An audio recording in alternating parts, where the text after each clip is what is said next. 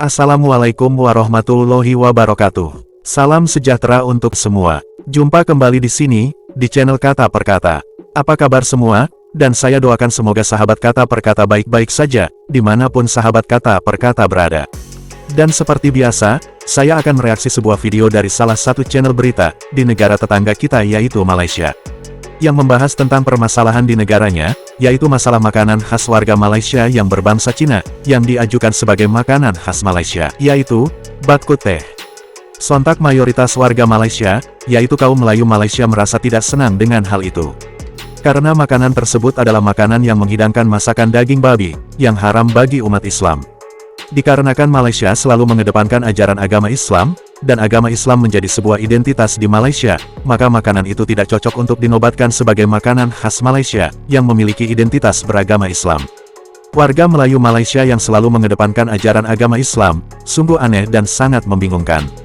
Mengapa warga Melayu Malaysia aneh dan membingungkan? Karena, mereka selalu mengklaim kebudayaan-kebudayaan daerah yang ada di negara Indonesia. Contohnya seperti reok Ponorogo, kuda lumping, wayang kulit, dan masih banyak lagi yang lainnya. Yang mayoritas kebudayaan-kebudayaan tersebut tercipta dan diciptakan yang penuh dengan nuansa mistis atau gaib. Apakah Malaysia tidak tahu dengan asal-usul sejarah budaya-budaya kesenian tersebut? Apakah mereka pikir hanya sekedar memainkannya saja, tanpa adanya unsur-unsur mistis yang menjiwai orang-orang yang memainkan kebudayaan tersebut? Bukankah Malaysia selalu mengedepankan ajaran agama Islam, yang anti dengan hal-hal gaib dan mistis? Lalu mengapa kebudayaan-kebudayaan daerah yang ada di Indonesia diklaim oleh Malaysia? Itulah Melayu Malaysia, yang disebut aneh dan membingungkan. Jangan hanya makanan saja yang kalian tolak, yang katanya tidak mencerminkan identitas Melayu Malaysia yang beragama Islam. Kebudayaan-kebudayaan daerah yang asli khas Indonesia seharusnya juga kalian tolak, dan janganlah mengklaimnya sebagai kebudayaan Melayu Malaysia. Dan warganet Malaysia pun berkomentar, atau memberi anggapan, yang jika disimpulkan yang artinya, kalau makanan bak kut teh tersebut adalah makanan orang-orang Cina, yang dibawa ke Malaysia.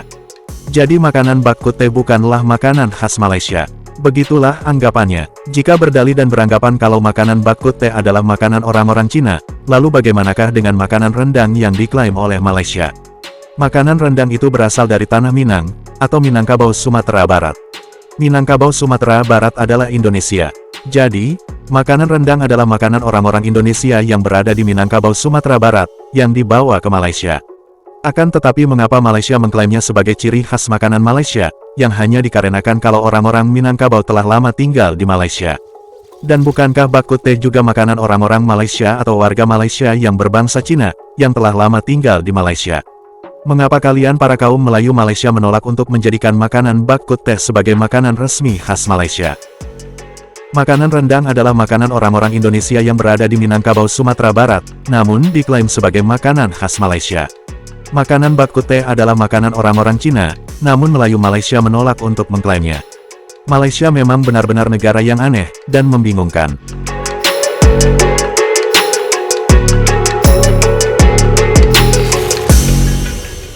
Tindakan pertanyaan Ahli Parlimen Pakatan Harapan Tebrau Jimmy Puah Wisi yang mencadangkan sup tulang babi diangkat sebagai makanan kebangsaan dianggap tindakan yang kurang ajar. Jurucakap Gagasan Bangsa Aminuddin Yahya menyelar tindakan Ahli Parlimen itu yang dianggap bukan sahaja kurang ajar tetapi juga tidak sensitif terhadap masyarakat beragama Islam dan agama Islam yang juga merupakan agama persekutuan. Menurut Aminuddin melalui kenyataannya di laman Facebook rasmi, cadangan tersebut adalah kurang bijak. Jelasnya lagi, cadangan sup tulang babi diangkat sebagai makanan kebangsaan menunjukkan betapa tidak sensitifnya Ahli Parlimen itu terhadap masyarakat umum di Malaysia. Tambah Aminuddin, jika pengisytiharan bak kut teh sebagai perkara ikonik kebangsaan di peringkat antarabangsa, ia bakal menunjukkan identiti rasmi negara termasuklah makanan. Menurutnya, beliau tidak dapat menggambarkan sekiranya perkara tersebut menjadi kenyataan kerana tindakan itu memalukan negara-negara Islam yang pastinya menjadi bahan jenaka lagi menghinakan. Justru Aminuddin mempersoalkan sekiranya Jimmy mahu mengangkat sesuatu yang haram untuk dijadikan identiti negara serta menjadi usaha halus untuk menghina negara yang akhirnya menghakis imej dan kedudukan sebuah negara Islam. Lantaran itu, Aminuddin secara sinis berkata, sekiranya perkara tersebut menjadi kenyataan yang memungkinkan perkara haram yang lain menjadi ikon kebangsaan seperti arak dan judi. Terima kasih Datuk Timbalan Speaker. Terima kasih Menteri atas jawapan yang ringkas dan padat. Usaha itu baik, tapi persepsi itu lagi penting. Sebenarnya Datuk Speaker, saya memajukan soalan ini selepas saya menonton satu dokumentari Channel News Asia di mana dalam dokumentari itu telah dipertikaikan origin sajian Bak Kut Teh itu yang kita semua tahu berasal daripada Klang Selangor. Tapi daripada dokumentari itu dia mempertikaikan seolah-olah mungkin dia kepunyaan dia berasal daripada negara jiran kita. Maka saya terkilan dan saya ada geram sikit. Itulah saya harap kerajaan ni cubalah dari segi persepsi ni kita cuba mempertahankan warisan makanan kita.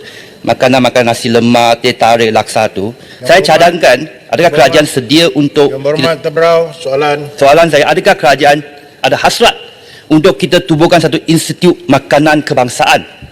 Di mana di bawah institut tu kita boleh memperkasakan dan juga memartabatkan makanan tradisi kita, dan adakan promosi dan juga dokumentari untuk kita menuntut hak kita sebagai makanan kebangsaan kita dan bukan oleh negara lain. Sekian, terima kasih. Berhormat Menteri. Terima kasih di atas soalan tambahan. Untuk maklumat dan juga makluman yang berhormat Tebrau, di pihak kementerian kita telah menghasilkan 4 buah buku dengan penyelidikan yang cukup rapi. Pagi ini saya bawa 2 buku saja, Tuan Yang Di-Pertua. Kalau bawa 4 berat sikit, saya bawa 2 saja. Pertama adalah buku makanan warisan hampir pupus, Endangered Heritage Foods. Untuk semualah boleh tengok. Kedua ialah Malaysia's Culinary Heritage. Usaha yang dimainkan oleh pihak kementerian memang cukup jelas dan cukup rapi. Tetapi kita sedar juga beberapa perkara yang harus diperbaiki, kerana seperti yang saya terangkan sebentar tadi, negara-negara lain juga mempunyai persamaan dari sudut makanan warisan mereka. Dan kita tidak mempunyai hak untuk mempertikaikan. Tapi bagaimana kita mau membezakan makanan warisan kita dengan mereka ialah melalui awareness yang sering kali dilakukan oleh pihak kementerian.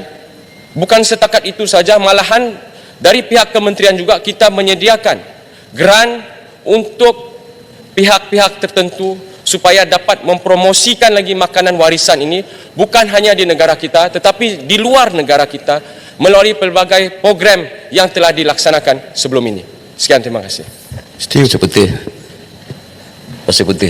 Sila tekan Yang Berhormat. Saya lihat Yang Berhormat dulu. Tekan. Terima kasih. Silakan Yang Berhormat. Terima kasih Datuk Yang Di-Pertua. Yang Mat Langkawi. Saya nak bertanya, sejak bilakah Bak Kut Teh ni menjadi makanan tradisi di Malaysia? Sebab dalam saya melihat 10 makanan tradisional paling popular di Malaysia tak ada Bak Kut Teh. 30 makanan tradisional kaum-kaum di Malaysia tidak ada Bak Kut Teh. Saya boleh baca sikit. Nasi lemak, kuih bahulu, gula melaka, ketupat, cak kuih teo, yimi, sizzling, bubur nasi, tong yuan, kuih bulan, kuih bakul, muruku, tosai, idli, putu mayam.